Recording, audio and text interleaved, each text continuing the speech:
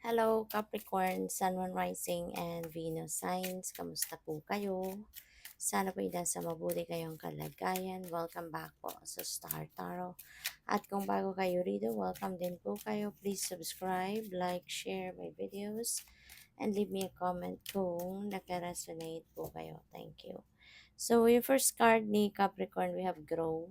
All flowers must grow through dirt. Ayan. So, most likely Capricorn, ito na yung panahon ninyo para mag-grow kayo. This is the time that you're going to thrive. 'Di ba? Maaring merong bagong opportunity rito na dadating na yun ang magpo-push sa inyo para mag-take action na kayo towards growth, towards expansion, towards pagta-thrive, pag-asenso, kumbaga, no? And maaari no, na yung beginnings na to could be that opportunities na makakatulong sa'yo para mag-grow na kayo. So, kung ano man ito, you're going to start right now or maybe in the next few days, maaring you are going to plan no, for that from here on. So, kung ano man yan na sisimulan ninyo, good luck sa inyo kasi maaring ito na yung magdadala sa iyo doon sa tagumpay mo. Maaring ito na yung magiging susi para ma-achieve mo kung ano man yung mga gusto mong ma-achieve sa buhay. And we also have present journey into the garden to escape the two eternities, the past and the future. Ayan. So, reminder din ito sa inyo, no, na maging present kayo sa ngayon.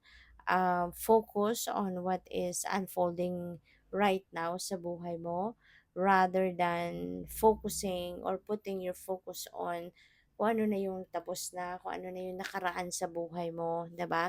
Rather than focusing on that, focus on the present moment, focus on the present time. Kasi yung present mo, ito yung ano mo sa ngayon, ito yung mas pinakamahalaga, 'di ba? Kasi dito meron kang mababago.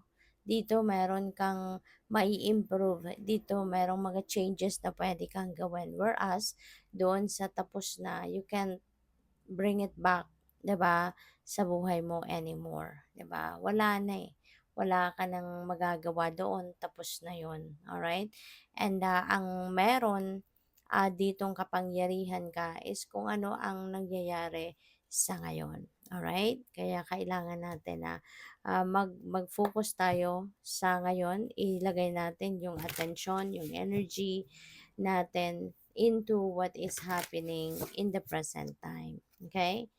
So, by the way, maraming salamat for subscribing. And if you haven't subscribed yet, subscribe na kayo. And also, maraming salamat din for not skipping the ads. Malaking bagay po yun sa akin.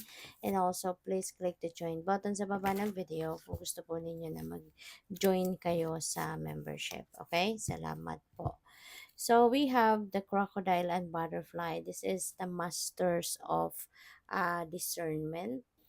So, feeling ko dito meron kayong kailangang pagdesisyonan at kung ano man ang bagay na to, na pagdedesisyonan ninyo that will require you, to use your judgment and discernment kasi malaking pagbabago ang pwedeng maganap dito sa buhay mo. Maaring malaking transition ang pwedeng mangyari dito. At kung ano man ang magiging decision mo dito, it's going to have a great impact in your life, hindi lang sa ngayon kundi in the future. Parang mahabang panahon ang pupuwedeng maging impact ng desisyon mo na ito. Kaya kailangan na talagang pag-isipan mabuti, no? Try to discern, use your judgment dito, and 'wag kang makikinig, no, sa mga sabi-sabi ng iba, yung mga sulsul ng iba sa'yo. Don't listen to them. Instead, makinig ka sa sarili mo, listen to your soul and listen to your intuition kasi mas yun ang dapat ninyong pagkatiwalaan rather than yung mga marites or marisol sa paligid ninyo. Okay? So, we have a spider. Napakaganda nito, Capricorn, because swerte ito. No? Kumbaga, iikot na yung gulong ng palad, gulong ng buhay ninyo, and nababaling na sa inyo ngayon yung swerte. Good luck and good fortune will be on your side now from here on. At magiging magiging mabuti na or magiging maganda na ang inyong sitwasyon, okay, sa ngayon. So, mula ngayon magkakaroon na kayo ng, um, magandang sitwasyon, mababago na kung galing kayo or kung meron kayong sitwasyon na medyo hindi masyadong maganda, kung meron kayong sitwasyon na hindi masyadong paborable sa inyo, things are going to change, okay? Mababago na ang takbo ng buhay mo at magbabago na ang mga sitwasyon mo at kung ano man itong mga medyo nahihirapan kang sitwasyon, you are going to rise above that. You know, mag improve na ang inyong sitwasyon sa ngayon for the better. Alright? Hindi lang ito sa isang parte ng buhay mo, but this could affect in a beautiful way, different areas of life. 'Di ba? Yung sipag at tiyaga, 'di ba, ninyo na ginagawa, magbubunga din 'yan ng magandang outcome, 'no? Kaya yung sipag at tiyaga ninyo is going to pay off na din at this time and yun ang magiging susi ninyo para mas lalo pa kayong umulago sa buhay, lalo pa kayong maging maswerte, lalo pa kayong mag-i-improve pa lalo 'no, yung inyong mga sitwasyon. So, we have the Earth Father, ayan. So, maaari din na may promotion ng iba sa inyo rito. Baka kayo ay promote na into a leadership role.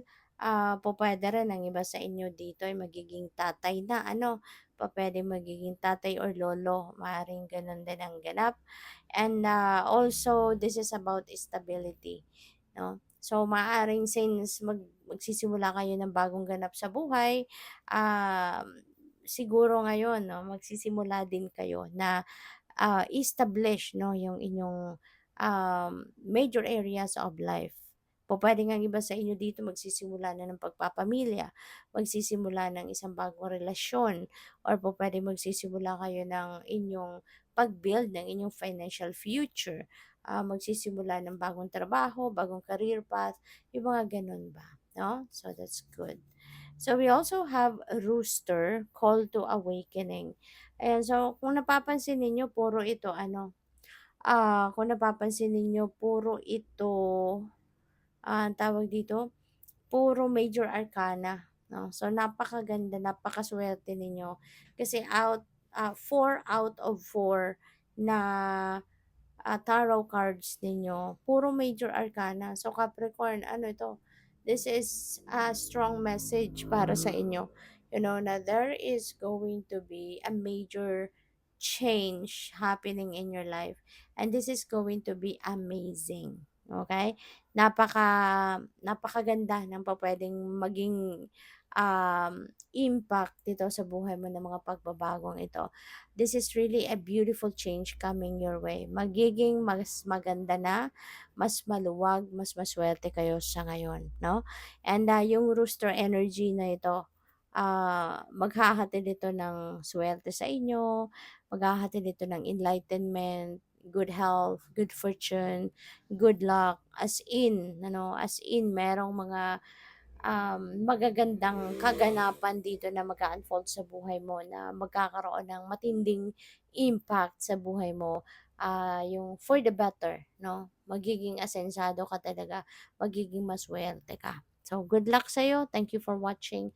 Love and light. Namaste.